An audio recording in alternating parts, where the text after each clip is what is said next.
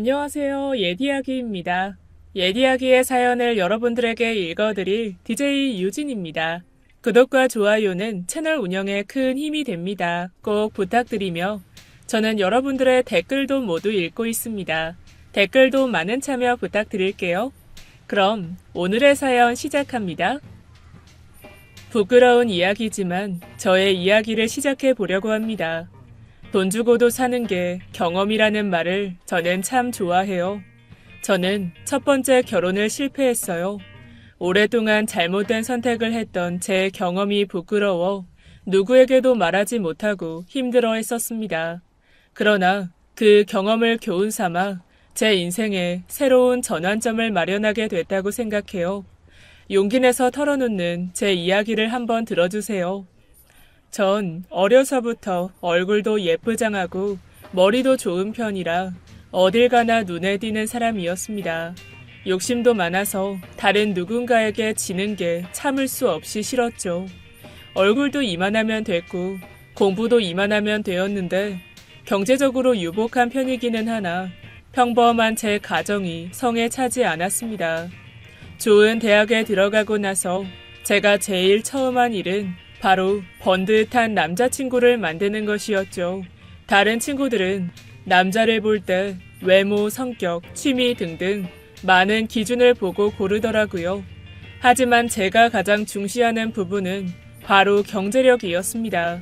좋은 머리로 빠르게 계산기를 두드려보면 이리 보고 저리 보아도 제일 중요한 건 경제력이라는 생각이 들었어요.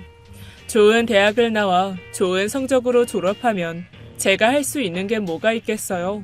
죽도록 노력해서 할 수 있는 게 대기업에 취직해서 고만고만한 연봉 받으며 평범한 남자를 만나 지금 부모님 사는 것처럼 그냥 나도 사는 것. 그건 너무 시시하게 느껴졌어요. 네, 어리석었던 거 이제는 알죠. 하지만 어린 그때는 정말 그 생각뿐이 없었던 것 같아요. 헌데 대학생들이 다들 학생일 뿐인데 경제력이 어디 있겠어요. 아무리 노력해봐도 제 성에 차는 사람이 없더라고요. 그러다가 우연히 나가게 된 동창 모임에서 같은 반이었던 진혁이를 만나게 되었죠. 학창시절 유달리 작고 왜소했던 체구 때문에 늘 앞자리에 앉아있던 친구였어요. 키가 제법 큰 편이었던 저와는 접점이 많이 없기도 했던 친구였고요. 오랜만에 만난 자리에서도 별로 말이 없고 키도 작아서 눈에 띄지 않는 건 여전했어요. 별 생각 없이 앉아서 오랜만에 만난 친구들과 이야기를 나누고 헤어질 때였죠. 저기 화자야. 집 아직도 학교 사거리 쪽이지? 기억하네. 같은 방향인데 내가 데려다 줄게. 택시 같이 타자고? 아니, 나 차 가지고 왔어. 술도 안 마셨거든. 별 생각 없이 고개를 끄덕이는 저를 진혁이는 제 또래 학생들에게 보기 힘든 수입차가 주차된 곳으로 저를 데리고 갔어요. 그제야 기억이 떠올랐죠. 진혁이네 집에서 학교에 도서관을 짓는 돈을 상당히 많이 기부했던 일이나 진혁이 어머니께서 육성회 회장을 맡으신 후 컴퓨터실에 새 컴퓨터를 구비해 주셨던 일 등등이요. 멀리서 찾을 필요도 없었어요. 이렇게 가까운 곳에 제가 찾던 남자친구감이 있었던 거예요. 심지어 이렇게 굳이 데려다 준다고까지 하는 걸 보면 저한테 호감까지 있다는 거잖아요. 옆을 슬쩍 보니 진혁이 얼굴이 벌겋게 달아오른 게 확실한 것 같았어요.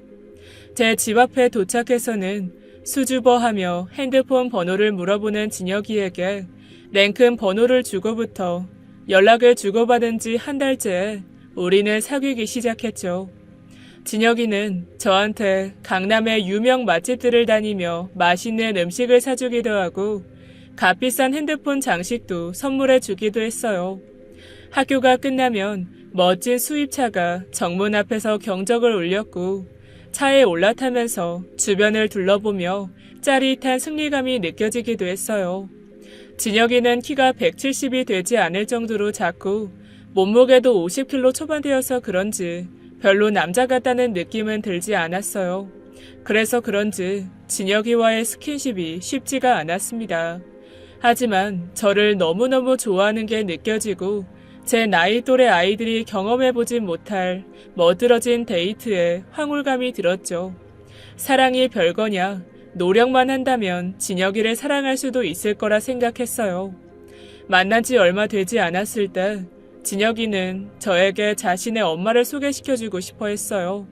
저는 조금 이른감이 없지 않을까 의아했지만 유학생이라 곧 해외로 떠나야 하는 진혁이의 입장을 생각해보니 그럴 수도 있을 것 같다고 생각이 들었습니다. 몇 통 전화를 하더니 진혁이가 엄마를 만나러 간 곳은 미용실이었어요. 진혁이의 엄마를 뵌 것이 초등학교 운동회 이후 처음이었어요. 예전에는 평범하셨던 걸로 기억했는데 다시 만나뵌 진혁이 어머님은 굉장히 화려해 보이셨어요. 까무잡잡한 피부에 핫핑크 트레이닝복을 아래 위로 입고 계셨고 긴 생머리를 하고 계셨어요. 팔과 손가락에는 명품 브랜드의 주얼리가 반짝였고요. 어머, 너가 화자니? 반가워. 아, 안녕하세요. 엄마, 내가 말했지? 화자 예쁘다고. 예전에 본 기억이 날 것도 같네. 아유, 진짜 예쁘다. 우리 진혁이가 얼마나 네 칭찬을 했는지 몰라. 막 머리를 끝내고 나오시는 진혁이 어머니를 모시고 우리는 청담동의 음식점으로 이동했죠. 진혁이 어머니가 사교성이 있으셔서 생각보다 분위기가 화기애애하고 즐거웠어요. 우리 셋은 값비싸 보이는 일식집에서 저녁을 먹으며 담소를 나누고 진혁이 어머니를 먼저 데려다 드리러 진혁이 집으로 향했습니다. 넓은 마당이 있고 널찍한 단독주택이었죠. 대문 옆에 적당히 차를 대고 어머니가 내리는 순간 차고 문이 열리면서 또 다른 차 한 대가 나오기 시작했어요. 차 안에는 진혁이의 아버님이 잔뜩 인상을 쓴 채로 우리 셋을 바라보고 계셨죠. 놀란 저는 고개를 숙여 인사드렸고 진혁이와 진혁이 어머니가 사뭇 놀란 표정으로 있었어요. 아니, 여보, 오늘 집에 있었어요? 일찍 왔네요? 아버지 계신 줄 모르고 저녁 먹고 왔어요. 누구냐? 인사드려라. 진혁이 여자친구래요. 예쁘죠? 안녕하세요.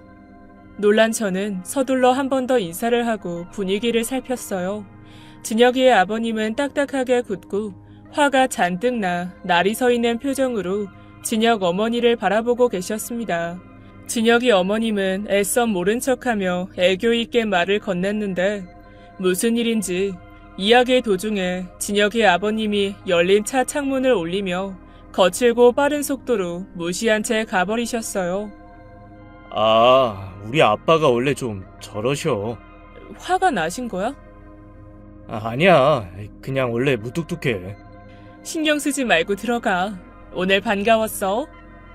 저겐 무뚝뚝한 정도인가 의문이 들었지만 너무 자연스럽게 행동하는 진혁이와 진혁이의 어머니를 보고 더 질문하지 못한 채 넘어가게 되었어요. 그렇게 진혁이와 사귄 지 1년이 지났습니다. 유학생이라 만날 수가 없었지만 전화와 편지로 안부를 물어가며 관계를 지속했죠. 사실 진혁이를 남자로서 좋아하고 사랑한 게 아니라서 그런지 기다리는 시간이 애틋하고 힘들지 않았어요. 그러나 진혁이는 어린 시절부터 유학 생활을 해서인지 애정 결핍이 심한 것 같았어요. 지칠 정도로 해외에서 전화를 걸어왔죠. 오랜만에 친구들과 만나서 담소를 나누고 싶어도 진혁이가 전화를 끊지 않아서 언짢은 상황들이 만들어지곤 했습니다. 방학에 돌아오고 다시 진혁이를 만났을 때에는 어색함이 감돌았어요. 전화로만 얘기를 해서인지 내가 아는 사람과 만난 사람이 전혀 다른 사람처럼 느껴졌죠. 진혁이는 많이 보고 싶었다며 고가의 명품 지갑을 선물로 안겨주었어요. 오랜만에 본 진혁이가 썩 반갑지 않다는 마음과 명품 지갑을 바라보는 탐욕 사이에 괴리감이 느껴졌습니다. 전 그때에도 모른 척 눈을 감아버렸던 것 같아요. 진혁이는 한국에 돌아오자마자 부모님께 군대에 가겠다고 선언했어요. 굳이 유학 중인 이 시점에 왜 군대를 가냐며 모두들 의아해했죠. 부모님은 뭐라고 하시는데? 처음에는 반대하셨는데 몇 번 이야기하니까 알아서 하라고 하시더라고. 근데 졸업하고 가는 게 낫지 않아? 화자야, 나 할 말 있어. 군대 너 때문에 가고 싶은 거야. 나 때문이라고? 군대 얼른 다녀올게. 나랑 결혼해줘. 같이 유학 가자. 이게 무슨 소리인가 싶었죠. 하지만 저를 보며 이야기하는 진혁이의 눈은 진지했어요. 부모님께 이런 네 생각도 말씀드린 거야? 나중에는 외로운데 잘 됐다고 하셨어, 화자야. 나 기다려줘. 그리고 결혼해줘. 진혁아. 제 머릿속에는 진혁이와 결혼해서 수입차를 타고 마당이 있는 단독 주택에 살면서 쇼핑을 일상으로 삼는 사치스러운 제 삶이 그려졌어요. 그리고 남성미 없이 초라한 외모에 늘 주눅 들어있는 모습의 진혁이도 겹쳐졌죠. 전 두 눈을 질끈 감고 고개를 끄덕였어요. 사실 말이 1년이 넘게 만난 것이지 막상 만나서 함께한 시간은 얼마 되지 않는데 말이에요. 굳이 지금 가지 않아도 되는 군대를 서둘러 가는 결심까지 한 진혁이를 보며 이 정도로 나를 사랑하는 사람이라면 결혼이 썩 나쁜 선택은 아니라는 생각이 들었습니다. 내가 조금 덜 사랑하더라도 그간 나를 많이 아껴준다면 상관없을 것 같았죠. 전 진혁이에게 고개를 끄덕여 보았어요. 진혁이는 눈물을 글썽거리며 저를 끌어안았습니다. 그리고 일사천리로 진혁이는 군대를 갔어요. 진혁이가 떠난 빈자리가 전혀 아쉽지 않음을 알았지만 그때조차도 저는 애써 제 마음을 모른 척했어요. 군대에서 끝없이 편지와 전화가 오고 진혁이는 쉬지 않고 사랑을 표현했죠. 그 사랑이 집착으로 느껴지기도 했고 답답하게도 느껴졌지만 그 모든 게 나를 향한 노력이라고 생각하며 제 자신을 위로했죠. 시간은 너무도 빨리 지나가고 저는 대학을 졸업했습니다. 그리고 진혁이도 재대하게 되었죠. 진혁이는 빠르게 부모님들의 상견례를 하길 원했어요. 모든 것이 생각보다 너무 급하게 이루어져서 전 불안한 마음이 들었죠. 시간이 지날수록 뭔가 제 마음속에 이상한 의문이 들기 시작했던 거예요. 난 진혁이를 사랑하지 않는다는 것이 진혁이를 만나는 순간마다 상기됐어요. 진혁이가 입이라도 맞추려고 하면 나도 모르게 고개를 돌려버렸죠. 게다가 저희 부모님은 저의 결혼을 달가워하지 않았어요. 제가 아직 많이 어리다고 생각하셨고 좀 더 많은 연애를 해보길 원하셨죠. 망설이는 저에게 진혁이는 늘 노력을 아끼지 않았어요. 유행하는 명품 립스틱에 값비싼 저녁 식사에 뚜껑이 열리는 스포츠카를 태우면서 진혁이는 끊임없이 저에게 경제적인 어필을 해왔습니다. 유학을 가게 된다면 제 어학연수 학비까지 당연히 내주고 싶다며 저를 설득하기 시작했어요. 결국 전 부모님께 진혁이와 결혼 후 유학을 가고 싶다고 말씀드렸죠. 그리고 거짓된 마음으로 부모님을 설득하기 시작했어요. 엄마, 아빠, 믿어주세요. 저 진혁이가 정말 잘해줘요. 너무 이르다. 아니 나이가 지금 24이야. 무슨 결혼이야? 아직 진혁이도 학생이잖니. 알아요. 하지만 진혁이 집에서 서포트 해주시기로 했어요. 화자야. 그리고 저에게 많이 잘해줘요. 저도 진혁이가 좋고요. 시간이 흐르고 다른 사람을 많이 만난다고 해도 이만큼 나한테 잘해주는 사람이 없을 것 같아요.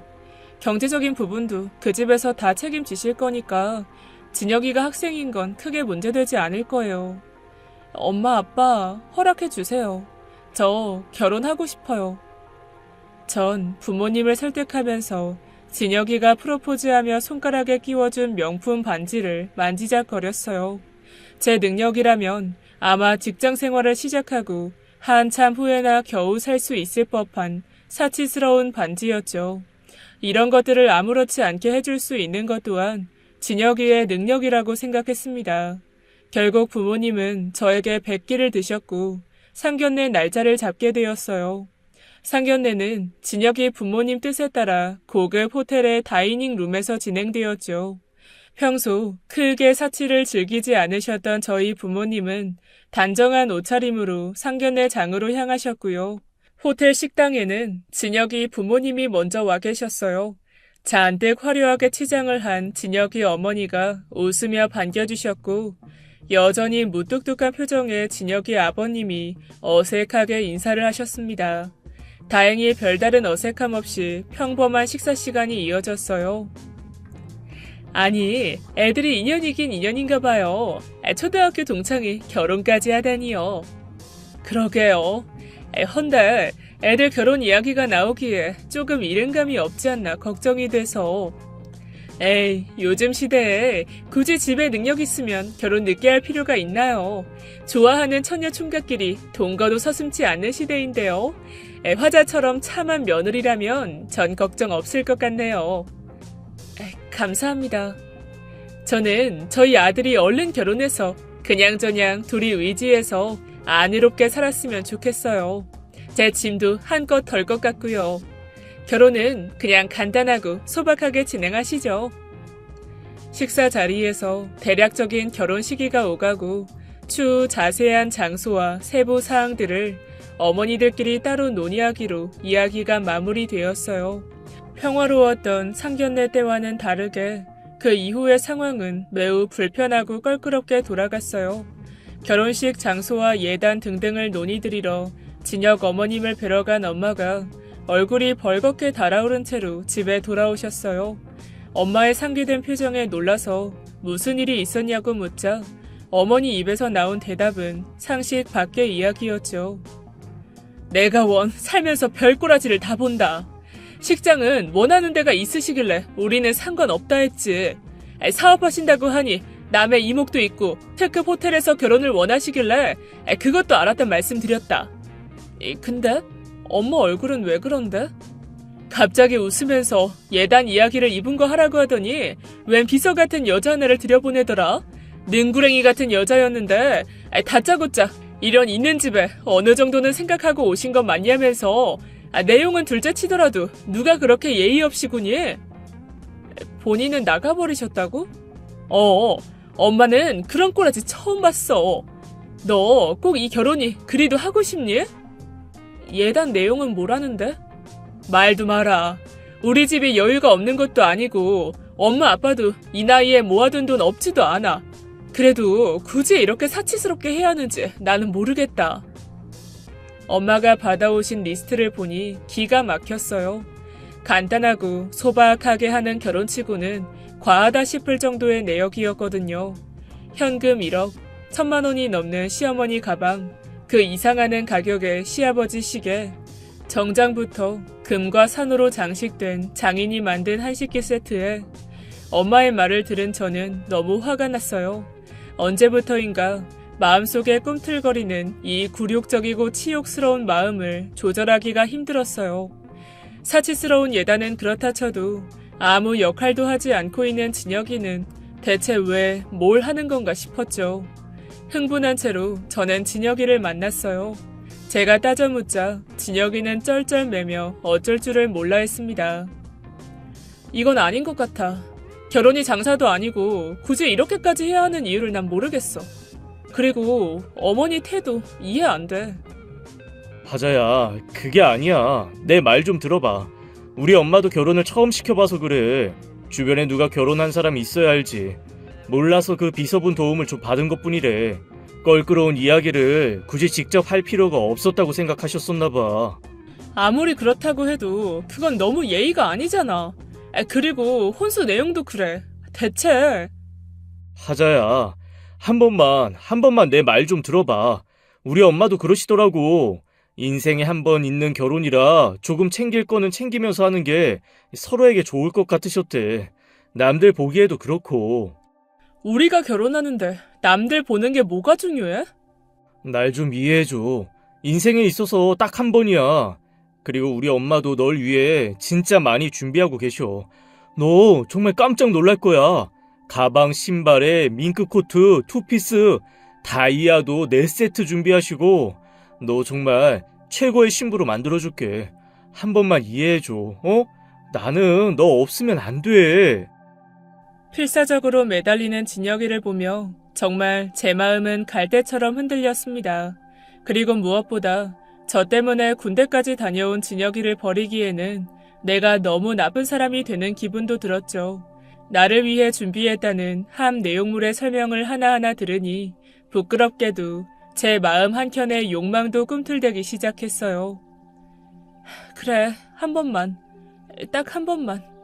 미안해, 엄마 아빠. 난 두 눈을 딱 감고 집에 와 엄마 아빠께 다시 한번 결혼하게끔 도와달라 부탁드렸어요.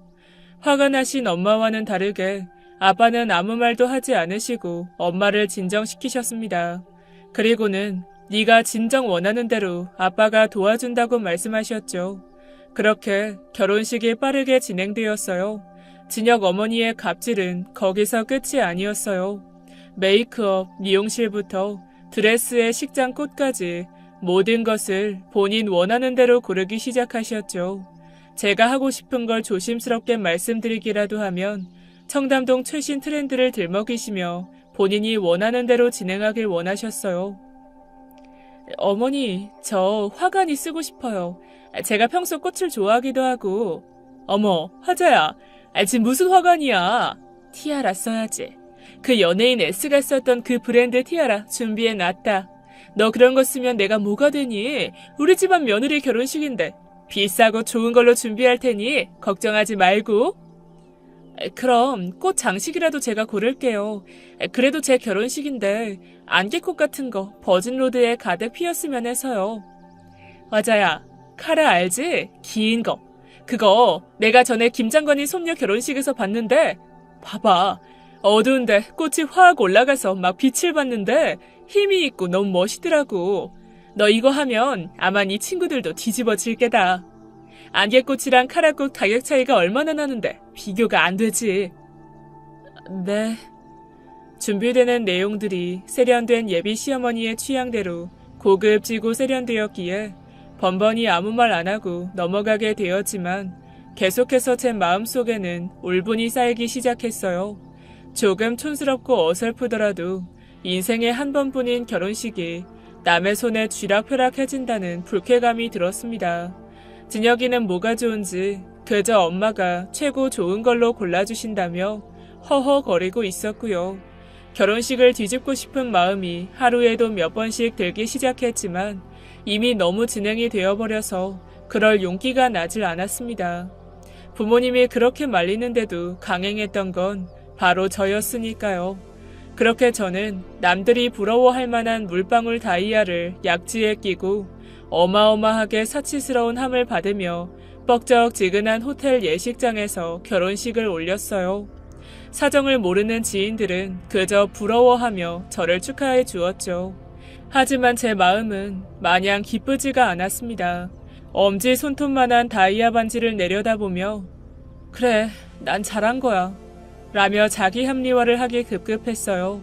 전 진혁이를 따라 유학을 가려고 했었기에 외국에 나가기 전까지는 시댁의 2층에서 생활하기로 했습니다. 결혼 전 껄끄러움과는 다르게 쿨내나고 세련된 시어머니는 제게 터치하는 부분이 하나도 없었어요. 다행이었죠. 시어머니는 아침에 한껏 꾸미시고 바쁘게 집을 나섰다가 늦은 저녁이 돼서야 들어오셨어요. 무뚝뚝한 시아버지는 늘 불만스러운 표정으로 말이 없으셨고요. 진혁이는 그 집에서 특별히 존재감이 없었어요. 하나뿐인 아들이라고 챙겨주는 것도 사랑해주는 것도 대화조차 없는 관계였죠. 다만 가끔씩 시부모님께서는 진혁이의 학비를 거들먹거리시며 부모에게 감사하라고 강요했어요. 중학교 때부터 너한테 들어간 돈이 1년에 억이 넘는다고 이런 부모 밑에서 태어난 걸 감사하게 생각하라고요.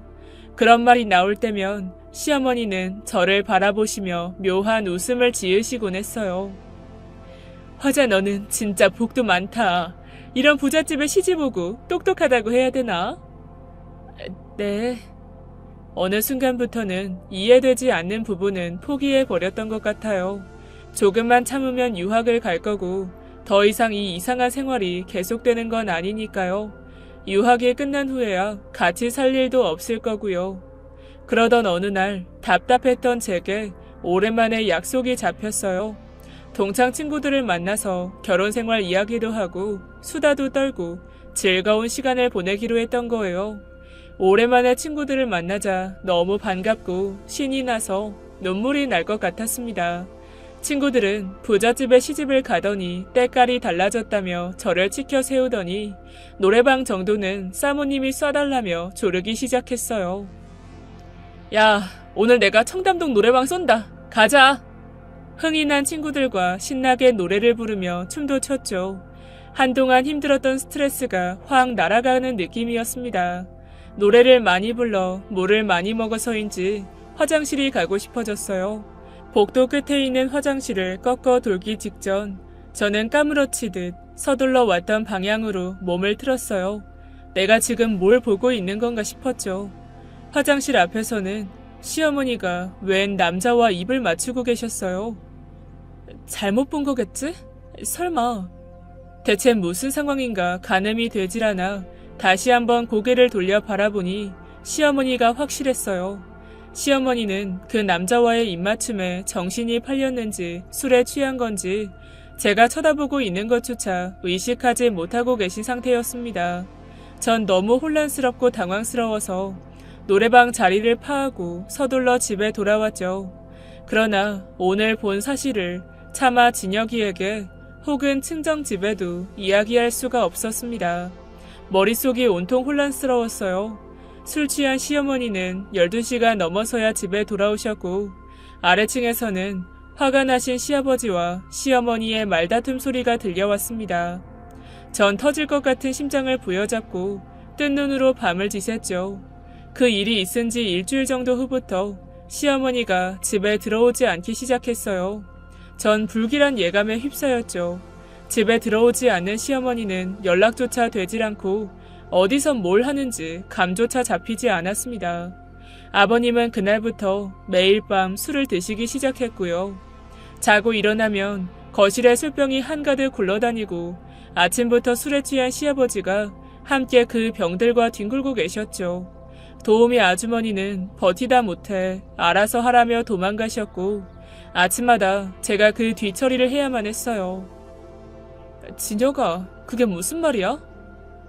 미안해. 근데 어쩔 수가 없어. 아니, 이 와중에 학교를 들어가야 된다고? 내가 이번에 군대도 제대했고 더 이상 학교를 미루면 졸업이 힘들지도 몰라. 미안해. 하지만 지금 가장 슬픈 건 사실 나야. 나 좀 이해해줘, 화자야. 이게 대체... 나도 어떻게 해야 할지 모르겠어. 하지만 지금 영국을 들어가야 돼. 진혁이는 도망치듯 나 몰라라 저만 남겨둔 채 영국으로 떠나버렸어요. 이유는 분명히 있었지만 지금 제가 진정 도움이 필요한 순간에 결국 곁에 있어주진 못한 거였습니다. 하루는 술 취한 시아버지를 안아 일으키는 중 등 뒤가 따뜻해서 보니 제게 기댄 채로 구토를 하신 적도 있었고 술주정을 부리시다가 주먹에 눈가를 맞아 멍이 든 날도 있었어요.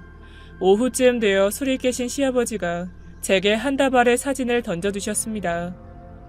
이것 봐라. 이게... 사람 시켰다. 너희 시엄마가 만나는 작자야. 사진 속의 남자는 제가 노래방에서 본 남자와는 다르게 생긴 남자였어요. 그 남자보다 어리고 더 키가 컸습니다. 이 새끼랑 눈 맞아서 나간 거야. 찾아야 돼. 아버님... 정신 나간 여편네. 집구석에 늦게 다닐 때부터 알아봤어야 했는데 아이 감히 내 돈으로 바람을 펴. 새아가 아이 나 좀 따라오거라. 시아버지는 그날부터 저를 싣고 청담동 구석구석을 누비며 시어머니를 찾아다니기 시작했어요. 헬스클럽에 내려주시면 저는 들어가서 시어머니가 있는지 찾아보고 오피스텔에 내려주시면 그 집 문 앞에서 벨을 누르고 문을 두드렸죠. 한 번은 어머니가 즐겨 가시던 미용실에 저를 내려주신 적이 있었어요. 아버님이 시키시는 대로 안쪽에 어머니가 있나 없나 찾았죠. 그때 미용실 원장님이 나와서 아는 척을 했어요. 어머니가 단골이기도 하고 제가 결혼식 때 헤어와 메이크업을 위해 왔던 곳이라 금세 저를 알아보신 거예요. 어머, 여기 왜 왔어요? 머리하러 왔어요? 그게 아니라 저희 어머니 찾으러 왔어요. 어머니? 세상에, 아직도 안 들어갔어요? 알고 계셨어요? 내가 뭐란 말할 건 아니고, 제발 말해주세요. 저 지금 진짜 미칠 것 같아요. 그게, 모르겠다. 화자씨 시어머니 보통 사람은 아니니까 이걸 뭐라고 위로해줘야 되나? 아무튼 시어머니 너무 애써서 찾지 마요. 화자씨가 찾는다고 들어갈 사람도 아니고 때가 되면 들어갈 거야. 얼굴이 수척하네. 가서 잘 먹고 잘 자요. 조심히 들어가요. 어머니의 행태를 이미 알고 있었다는 듯 미용실 원장님은 안쓰러운 눈빛으로 저를 토닥이셨어요. 전 너무나 비참했죠. 정신 나간 시어머니 하나 때문에 내가 지금 무슨 짓을 하고 다니는 거지? 자괴감이 들었습니다. 죽을 것 같이 사랑을 갈구하던 남편은 결정적인 순간에 나를 혼자 뒀고요. 너무 민망하고 부끄러워 친정 집에는 차마 아무 말도 하지 못하고 속이 썩어 들어갔어요. 몇 번이나 도와달라고 말하고 싶었는데 부모님 마음고생 시켜가며 억지로 한 결혼인데 이 지경이라는 사실을 도저히 말할 수가 없었어요. 얼마나 시간이 지났을까? 술에 절어 괴로워하시는 시아버님을 위로하려고 시아버님의 친구분들이 집에 오신 날이었습니다. 이게 무슨 일이냐 진짜. 내 돈으로 온갖 더러운 짓은 다 하고 놀았더라고. 들었다. 아유 호스트바 VIP였다며. 야 너는 멍청하게 마누라 단속 안 하고 뭐했냐? 이 양아치 같은 친구들이랑 어울려 다닐 때부터 아작을 냈어야 했는데. 아이 재수씨 진짜 그렇게 안 봤는데. 야 나는 흥신소 애들이 찍어온 사진 보고 놀랐다. 아이 무슨 남자가 집에서 나오질 않냐? 뭐하는 애야 대체? 그리고 사진 속의 옷들이 다 똑같죠. 아이 나는 같은 날 찍은 줄 알았는데 전부 다른 날이라며. 정신 나간 여편네. 아이 어지간히 놀고 다녔다 이거지. 내가 지금 내 카드부터 끊어놨거든. 가지고 있는 돈 씨가 말라갈 텐데 연락 안 오고 백이나 보자. 대화를 듣고 있자니 저는 조금씩 머리가 맑아졌어요. 아, 내가 이런 세계에 발을 들여놓은 거구나. 정말 바보 같았다는 생각이 들었죠. 노는데 정신이 팔려 아들이고 남편이고 버리고 나간 시어머니에 그런 아내를 돈으로만 보고 복수심에 불타는 시아버지. 그리고 가장 중요한 순간에 자신의 아픔만 돌아보고 아내를 방치하는 진혁이까지 전 더 이상 이곳에 있을 필요가 없을 것 같았어요. 온갖 명품들과 사치품들로 썩어가는 속내를 가리고 겉으로는 온갖 귀족 행세를 다하는 이중적인 모습을 제 눈으로 직접 다 보게 되니 구역질이 났습니다. 일찌감치 아들 장가보내고 한 집 내려놓고 싶으셨다는 시어머니의 말뜻도 이제는 알 것 같았어요. 본인의 역할을 제게 넘겨버리고 싶으셨던 거예요. 전 조용히 말씀을 나누시는 시아버지와 친구분들에게 가서 고개를 숙였습니다. 의아한 눈으로 바라보시는 시아버지께 그동안 감사했다고 말을 남긴 뒤도 돌아보지 않고 그 집을 빠져나왔어요. 집에 들어가 겪었던 일을 모두 말하고 부모님께 무릎을 꿇었습니다. 참회의 눈물이 쏟아져 내리고 내 모습이, 내 생각이 부끄러워 고개를 들 수가 없었죠. 저희 부모님은 저를 꼭 안아주시고 괜찮다고 다독여 주셨어요. 왜 더 일찍 말하지 않았냐고 속이 얼마나 힘들었겠냐며 함께 울어주셨고요. 두 번 다시 같은 실수를 반복하지 말라며 조언해 주셨어요. 그리고 저는 다시는 시댁으로 돌아가지 않았습니다. 혼인신고를 하지 않았던 탓에 서류상 정리할 게 남아있진 않았지만 뻑적지근하게 결혼식을 치른 탓에 저는 이혼녀 딱지를 안고 살아가게 되었습니다. 하지만 그 어떤 후회도 들지 않았어요. 제가 이 경험을 하지 못했다면 30이 되고 40이 되어도 세상을 살아가면서 가장 중요한 게 무엇인지 절대 알지 못했을 거니까요. 제가 시댁을 나온 후 진혁이가 미친 듯이 연락을 해왔어요. 저희 집에 찾아와 이대로 끝낼 수는 없다며 난리를 쳐댔죠. 화자야, 이럴 순 없어. 나 어쩔 수 없는 사정이 있었잖아. 듣기 싫어. 내가 일부러 너를 놔두고 갔던 게 아니야. 내가 할 수 있는 일을 하고 또 나는 너를 위해서. 그만해. 네가 나한테 해줬던 건 아무것도 없었어. 핑계대지 마. 미치도록 힘들 때 넌 시차를 핑계로 전화조차 잘 받아주진 못했고 어머니를 찾아서 청담동 바닥을 헤맬 때에도 옆에 있어주지 않았어. 네 말 뭔지 알아. 알겠어. 하지만 나도 그때 너무 당황했었고 내가 너를 얼마나 사랑했는지 알잖아. 진혁아, 넌 나를 사랑한 게 아니야. 네가 엄마한테서 받지 못한 애정을 내게 갈구했던 것뿐이지. 애정 결핍 말이야. 너희 부모님을 원망해. 그리고 시부모님의 경제력을 뒷배삼은 나약한 네 자신을 원망해. 알을 깨고 나와. 그게 내가 아내로서 마지막으로 너한테 해줄 수 있는 조언이야. 화자야, 제발. 절대 저와 헤어질 수 없다고 울며불며 매달렸지만 전 차분하고 차갑게 거절했어요. 재고할 가치조차 없었죠. 그렇게 저는 첫 번째 결혼을 정리했어요. 이혼한 후 몇 번의 실패 끝에 전 제가 다니고 싶었던 곳에 취직을 했습니다. 그리고 얼마 지나지 않아 저를 무척 사랑해주고 제가 너무 사랑하게 된 지금의 남편을 만났죠. 3년의 연애 끝에 프로포즈를 받고 아주 평범하게 결혼했어요. 맞벌이 부부에 여유가 넘치지는 않아도 서로 많이 아끼고 사랑해요. 적금을 부어서 해외여행도 계획하고 밤이면 손잡고 산책도 하고요. 전 아직도 생각해요. 그때 모든 것을 참고 그 집에서 계속 있었다면 지금 나의 삶은 어땠을까? 아마 나 역시 그들처럼 괴물이 되어 있진 않았을까 말이에요. 시간이 흐른 뒤 건너 입에서 들리는 말에 의하면 밖에 나가 돈이 다 떨어진 시어머니는 결국 집으로 들어갔다고 해요. 그리고 이혼을 하게 된다면 생각보다 많은 재산 분할을 해줘야 한다는 변호사 말을 들은 시아버지가 그냥 시어머니와 살기로 결정하셨다고 하고요. 진혁이는 아직까지 싱글이어서 부모님의 끝발로 여기저기 좋은 선자리를 찾아다닌다고 합니다. 쓰디쓴 경험을 교훈 삼아 좀 더 나은 나로 살아가게 해준 것에 감사해야 할지도 모르겠네요.